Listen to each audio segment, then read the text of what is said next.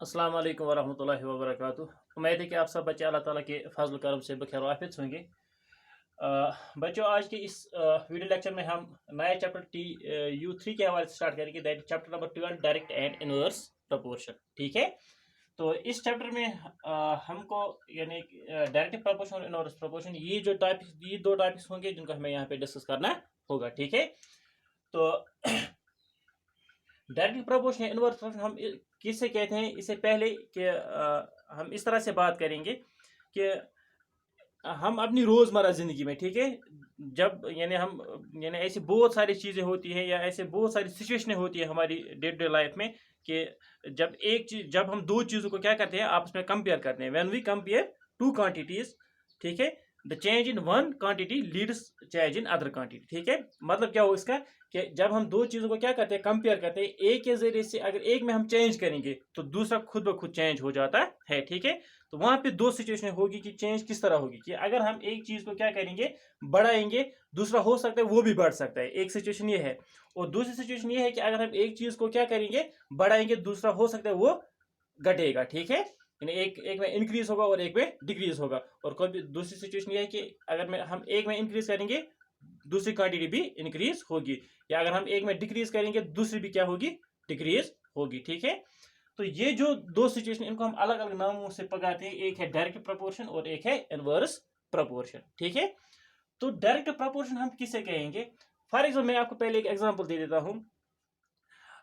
अगर एक फर्द दिन में, ठीक है, 100 रुपया कमाता है, ठीक है, अगर हम क्या करेंगे, अगर हम ऐसे ऐसे 10 फर्दों को क्या करेंगे, 10 मर्दों को कहीं पे मजदूरी पे डालेंगे, ठीक है, वो क्या वो कम कमाएंगे या ज्यादा कमाएंगे? इकट्ठे होके वो ज्यादा कमाएंगे, क्योंकि जितने भी हम क्या मजदूर ज्यादा काम पे लगाएंगे उतने वो ज्यादा कमाएंगे। या फॉर एग्जांपल, अगर हम बैंक में 100 रुपया रखते हैं, ठीक है, उसमें उस पर इंटरेस्ट लग रहा है 10%। ठीक है, तो अगर हम 200 रखेंगे तो उसमें इंटरेस्ट ज्यादा मिलेगा, हमें 300 रखेंगे ज्यादा इंटरेस्ट मिलेगा। ठीक है, यहाँ पे हम देख रहे हैं कि अगर हम यहाँ पे एक ही तादाद बढ़ाते हैं, यानी एक तरफ तादाद बढ़ाते हैं पैसों की, तो दूसरी तरफ इंटरेस्ट हमें ज्यादा मिल रहा है। ठीक है, तो यहाँ पे क्या देख रहे हैं हम, यहाँ पे दोनों जो चीजें हैं वो बढ़ रही है। ठीक है, ऐसी सिचुएशन को हम कहते हैं डायरेक्ट प्रोपोर्शन।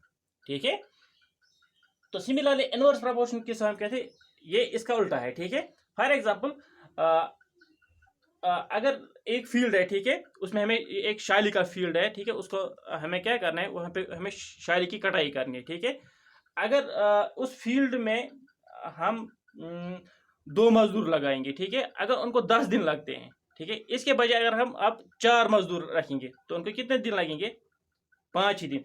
फर्क क्या, अगर हम 2 मजदूर लगाएंगे उनको लगेंगे 10 दिन, अगर हम 4 मजदूर लगाएंगे उनको लगेंगे 5 ही दिन। अगर हम इससे बढ़ाएंगे तो यहाँ पे आप क्या देख रहे हैं, यहाँ पे यानी जब मजदूरों की क्या तादाद बढ़ती है तो number of days to complete this work वो कम होती जा रही है। ठीक है, ये वाली जो सिचुएशन है इसको हम क्या कहते हैं, इसको हम कहते हैं इनवर्स प्रोपोर्शन। ठीक है, तो तो हम यहाँ पे अब इनको थोड़ा बहुत डिफाइन करेंगे कि इनवर्स प्रोपोर्शन या डायरेक्ट प्रोपोर्शन हम किसे कहते हैं। ठीक है,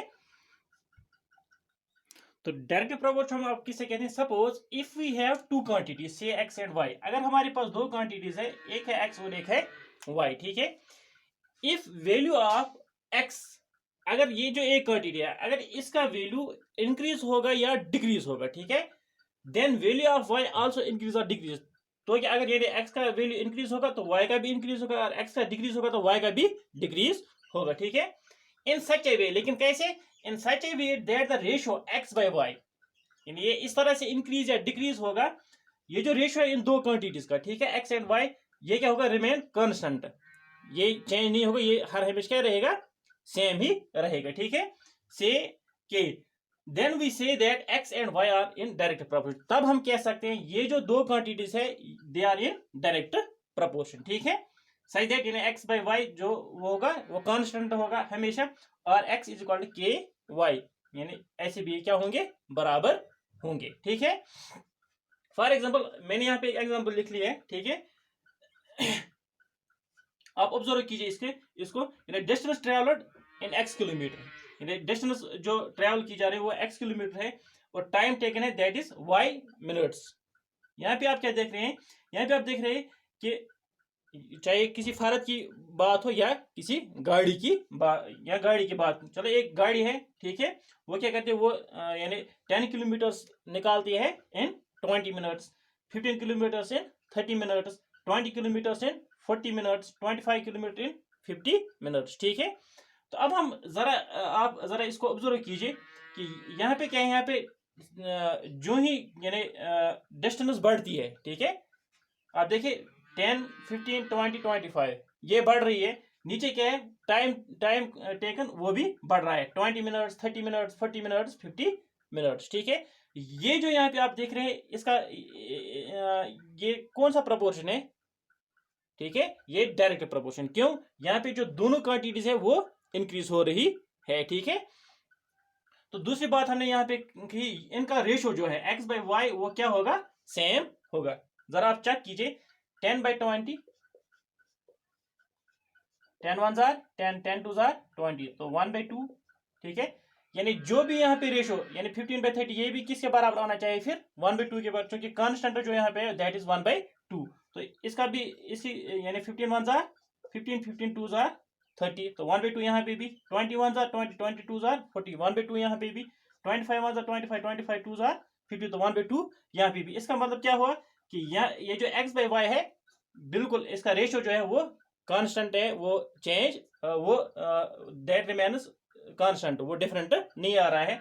तो इसका मतलब ये हुआ कि ये जो यहाँ पे सिचुएशन है it is in direct proportion, ठीक है। अब हम यहाँ पे ये भी लिख सकते हैं कि जब x और y क्या होगा, इन डायरेक्ट प्रपोर्शन होगा, तब क्या होता है, ये तब क्या होगा, ये 10/20, यहाँ मैं यूं कहेंगे फॉर एग्जाम्पल ये x/y था, अगर ये x1 है ये y1 होगा, अगर ये x2 है ये y2 होगा, और ये x3 है ये y3 होगा, अगर ये x4 है और ये y4 होगा। तो जब यानी दो क्वांटिटीज क्या होंगी, इन डायरेक्ट प्रोपोर्शन, तब हम यूं भी लिख सकते हैं यानी x1/y1 ये किसके बराबर है, x2/y2 के बराबर, ये है x3/y3 के बराबर, ये है x4/y4 के बराबर। क्यों, क्योंकि हमने अभी पढ़ा जब दो क्वांटिटीज होंगे किस में, डायरेक्ट प्रोपोर्शन में, तब उनका जो रेशियो होता है वो सेम होता है, जब इनका रेशियो सेम होगा तब ये बराबर होंगे, ठीक है।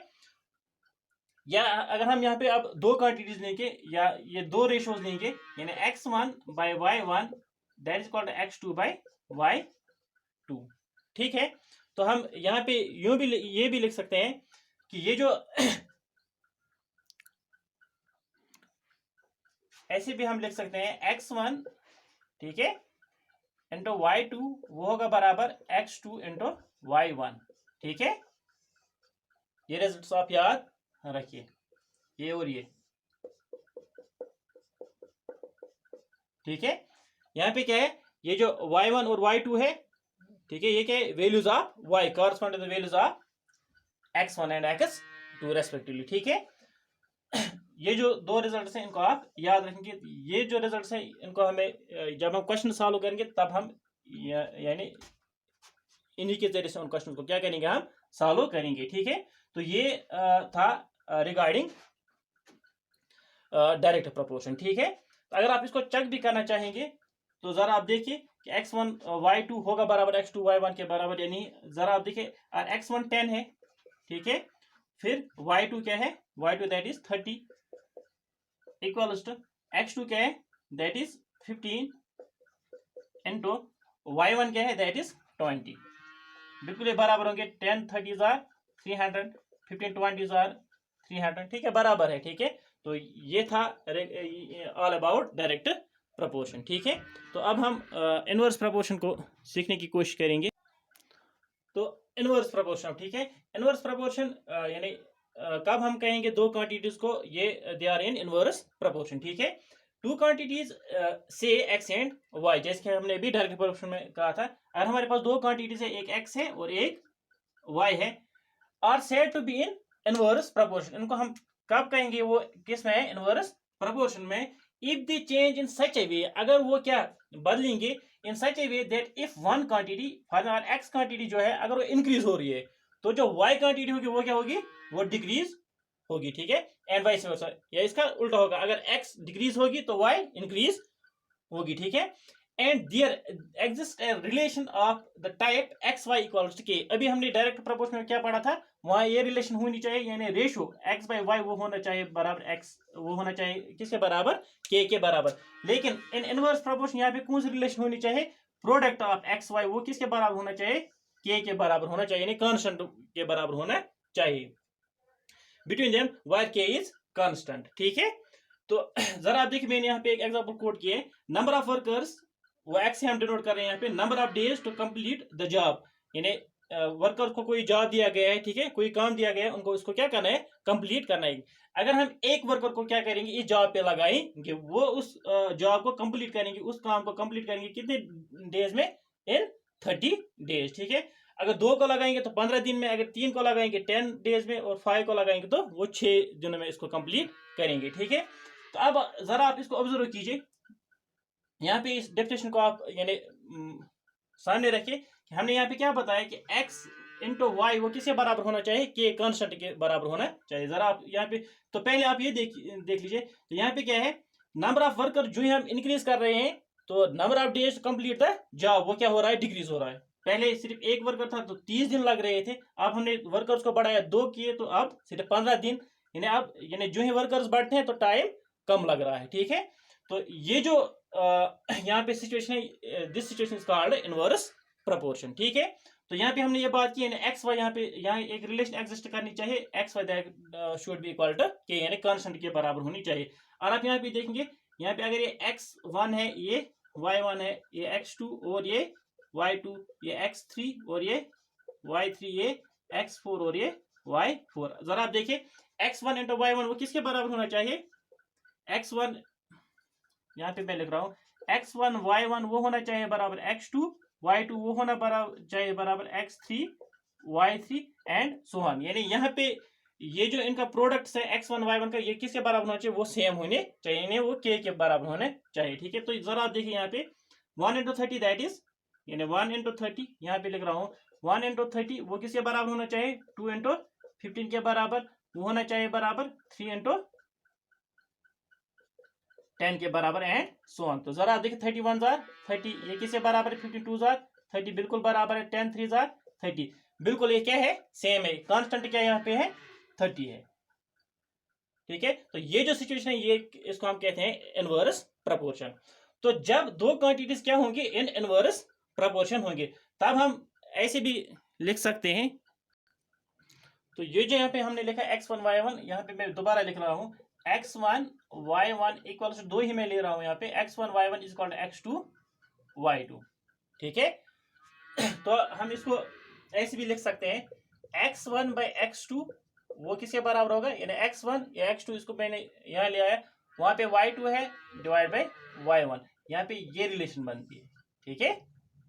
यानी ये भी आप याद रखेंगे और ये भी आप याद रखेंगे, ठीक है। बिल्कुल ये ट्रू है कि आप ये भी देखा, यहाँ पे हमने इसको अप्लाई किया, यहाँ पे 30 इक्वल्स टू 30 ये बराबर आ रहा है। यहाँ अगर आप यहाँ पे इसको चेक करेंगे, डायली इसमें वैल्यू x1 किसके बराबर, यहाँ पे 1 के बराबर, डिवाइड बाई x2 किसके बराबर है, दैट इज 2 के बराबर है, ये किसके बराबर होना चाहिए, y2 बाई y1। y2 क्या है, y2 15 है, और y1 क्या है, दैट इज 30।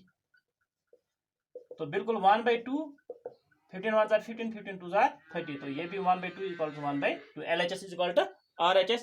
तो इसको हम क्या कहते हैं, इनवर्स प्रोपोर्शन, ठीक है। तो उम्मीद है कि आपको अब ये क्लियर हुआ होगा कि इनवर्स प्रोपोर्शन हम किससे कहते हैं और डायरेक्ट प्रोपोर्शन किससे कहते हैं, ठीक है। यहाँ पे जो मैंने रिलेशन बताई इनको आपको याद रखना है। अब हम एक्सरसाइज से क्वेश्चन 1 2 भी सॉल्व कर लेते हैं, ठीक है। तो आप अपनी टेक्स्ट बुक पे देखिए, पेज नंबर 209, क्या है question number 1, that is following are the car parking charges near a railway station up to 4 hours. क्या है, रेलवे स्टेशन के नजदीक क्या है, वहां पे ये कार चार्जिंग, यानी अगर वहां पे पार्किंग होगी तो यानी इतने पैसे उनको देने होंगे इतने टाइम के, और 4 आवर्स तक वहां पे कार रखेंगे तो 60 rupees 8 hours, 100 rupees 12 hours, 140 rupees 24 hours, 180 rupees. आपको क्या बताना है, check if the parking charge are in direct proportion to the parking time. आपको ये बताना है कि ये जो यहाँ पे दो स्टेशन टाइम और चार्ज क्या ये are they in direct proportion or not. हमें ये बताना है क्या ये डायरेक्ट प्रोपोर्शन में है कि है या नहीं। ठीक है, तो अभी हम पढ़ रहे थे फॉर एग्जांपल अगर हम ये जो टाइम यहाँ पे लिख रहे हैं अगर हम इसको डिनोट करते हैं एक्स में, ठीक है, ठीक है, और चार्ज जो है अगर ये फॉर एग्जांपल किस में है, वाई में है। ठीक है, तो हमने अभी पढ़ा कि डायरेक्ट, हालांकि जाहिर तौर क्या लग रहा है कि यहाँ पे 4 आवर्स है, ₹60 है, यानी जो ही टाइम बढ़ रहा है यहाँ पे चार्ज क्या बढ़ रही है। तो जाहिर में ये लग रहा है हमें कि यहाँ पे क्या है, ये these are in direct proportion. लेकिन हमने अभी डायरेक्ट प्रपोर्शन में पढ़ा था कि वहां पे लाजमी तौर होनी चाहिए, एक रिलेशन होनी चाहिए, यानी रेशो एक्स बाई वाई वो किसके बराबर होना चाहिए, के बराबर होना चाहिए। हम यहाँ पे ये चेक करेंगे एक्स बाई वाई वो के बराबर आता है यहाँ पे, यानी ये जो रेशो है इनके दरमियान क्या वो सेम है या नहीं। अगर सेम है तब ये किस में होंगे, डायरेक्ट प्रपोर्शन, और नहीं है तब ये डायरेक्ट प्रपोर्शन में नहीं होंगे। ठीक है, तो फॉर एग्जांपल अगर ये जो पहले हम क्या करेंगे 4 आवर्स टू 60 इसका हम क्या निकालेंगे, रेशो निकालेंगे। ठीक है, फिर सिमिलरली 8 आवर्स इज टू 100 का रेशो निकालेंगे, 12 इज टू 140 निकालेंगे, 24 इज टू 180। और ये सेम होगा तभी डायरेक्ट प्रपोर्शन में, अगर नहीं तो ये डायरेक्ट प्रपोर्शन में नहीं होगा। ठीक है, तो जरा आप देखिए पार्किंग चार्जेस, तो मैं लिख रहा हूं यहाँ पे, तो क्या है parking charge for 4 hours is ₹60। तो पहले हम क्या निकालेंगे, इनका रेशो निकालेंगे। Therefore 60 divide by 4, 4 1 jar 4, 4 1 jar 4, 2 20, 4 5 jar 20। तो यहाँ पे क्या मिल रहा है हमें 15 बाई 1, तो 15 है। ठीक है, तो similarly parking charge for 8 hours is ₹100। तो अब हम किसका रेशो निकालेंगे, 8 इज टू 100 का। तो यहाँ पे हम क्या लिखेंगे 100 डिवाइड बाई 8। ठीक है, तो किसके बराबर आता है 4, चलो 4 2 जार 8 एंड 4 25 जार। तो यहाँ पे हमें मिल रहा है 25 डिवाइड बाई 2। तो 15 और 25 बाई 2 ये बराबर है नहीं है, क्योंकि यहाँ पे ये जो के है ये बराबर नहीं है। ये क्या कर रहा है, x by y is not equal to k. तो therefore parking charge are not in direct proportion with parking time. इसका मतलब ये है कि ये जो सिचुएशन दी गई है this situation not in direct proportion. ठीक है, ये तभी डायरेक्ट प्रपोर्शन में जब यहाँ पे क्या मिल रहा है हमें, ये जो के है ये बराबर मिलना चाहिए, और यहाँ पे 15 है यहाँ पे भी 15 होना चाहिए, और तमाम सिचुएशन तमाम यहाँ पे भी 15 होना चाहिए और यहाँ पे भी 15 होना चाहिए। अगर कहीं एक ही जगह क्या ये यानी के बराबर नहीं आया, ठीक है, और यहाँ पे के बराबर, यहाँ पे भी के, यहाँ पे भी के, यहाँ पे नहीं आ रहा है, तो ये पूरी की पूरी सिचुएशन क्या है, ये it is not in direct proportion. ठीक है, तो अब हम नेक्स्ट क्वेश्चन कर लेते हैं। क्वेश्चन नंबर 2 है that is a mixture of paint is prepared by mixing 1 part of red pigments with 8 parts of base in the following table, find the parts of base that need to be added। क्या है, एक mixture बनाया जा रहा है किसका, paint का। इसमें क्या किया जा रहा है, एक पार्ट ऑफ यानी एक पार्ट क्या डाला जा रहा है, रेड पिगमेंट, और 8 पार्ट्स ऑफ बेस। तो हमें ये बताना है कि अगर 4 पार्ट्स ऑफ रेड पिगमेंट डालेंगे तो बेस कितनी होगी, 7 पार्ट्स में बेस कितनी होगी, 12 रेड पिगमेंट पार्ट्स में बेस कितनी होगी। ठीक है, हमें ये निकालना है यहाँ पे। तो टेबल नीचे दिया गया है, क्योंकि हमने अभी भी पढ़ा क्या डायरेक्ट प्रोपोर्शन में क्या वी रीड अ रिलेशन दिया x1 बाय y1 वो होता है बराबर x2 बाय y2 के बराबर। ठीक है, तो फिर हमने ऐसे भी लिखा x1 y2 वो होता है बराबर x2 y1 के बराबर। ठीक है, ये रिलेशन हमने यहाँ पे अभी पढ़ी। ठीक है, ये रिलेशन हम यहाँ पे इनमें से कोई एक रिलेशन हम यहाँ पे इस्तेमाल करेंगे और हम यहाँ पे पार्ट्स ऑफ बेस निकालेंगे। ठीक है, फॉर एग्जाम्पल ये ऊपर वाला x है, x1 ये y1 होगा, ये x2 है, ये y2, ये x3, ये y3, ये x4 और ये y4, ये x5 और ये y5। ठीक है, so as we know that क्योंकि यहाँ पे रेशियो दिया गया that is 1/8। We know that क्या हम क्या जानते हैं, x1 बाई y1 वो किसके बराबर होता है, x2 बाई y2 के बराबर होता है। ठीक है, जरा आप यहाँ पे वैल्यूज डालिए, x1 बाई y1 वो क्या है 1/8 इक्वल्स टू x2 y2 क्या है 4 डिवाइड बाई y2, क्योंकि हमें किससे वैल्यू निकाला है, यहाँ पे y2 का वैल्यू निकाला है। ठीक है, तो y2 1 jar y2 equals to 8 4 ज़ा 32, तो y2 किसके बराबर निकला? 32 के बराबर। ठीक है। सिमिलरली अब हम किसका निकालेंगे? y3 का। ठीक है। आप ऐसे भी लिख सकते हैं x1 by y1 is equal x3 by y3, क्योंकि यहाँ इनका रेशो जो है x by y वो क्या है? वो सेम है। यहाँ पे रेशो जो होगा वो बिल्कुल सेम होगा। ठीक है। तो हम अब यहाँ पे लिखेंगे सिमिलरली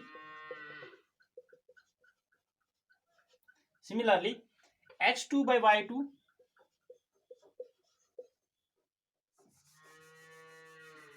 वो किसके बराबर है? x3 by y3। क्यों? इसका जो रेशो है वो क्या है? सेम है। तो x2 by y2 ये भी किसके बराबर है? x3 by y3। तो x2 किसके बराबर है? 4। तो y2 किसके बराबर? 32 इक्वल्स टू x3 किसके बराबर है? 7 के बराबर। y3 हमें निकालना है। ठीक है। तो अब आप देखिए 4 इंटू क्रॉस मल्टीप्लिकेशन यहाँ पे 4 into y3 equals to 7 into 32। ठीक है। तो y3 किसके बराबर? 7 इंटू 32 डिवाइड बाई, ये हम मल्टीपल में ट्रांसपोजिशन के बाद डिवाइड में आएगा। तो 4 1 जार 4, 4 8 जार 32। तो y3 इक्वल्स टू 8 7 जार 56। तो अगर रेड पिग में कितना होगा? 7 होगा, तो इसमें बेस कितनी हमें डालनी होगी? 56। ठीक है। तो ये और ये आपके लिए होम असाइनमेंट होगा।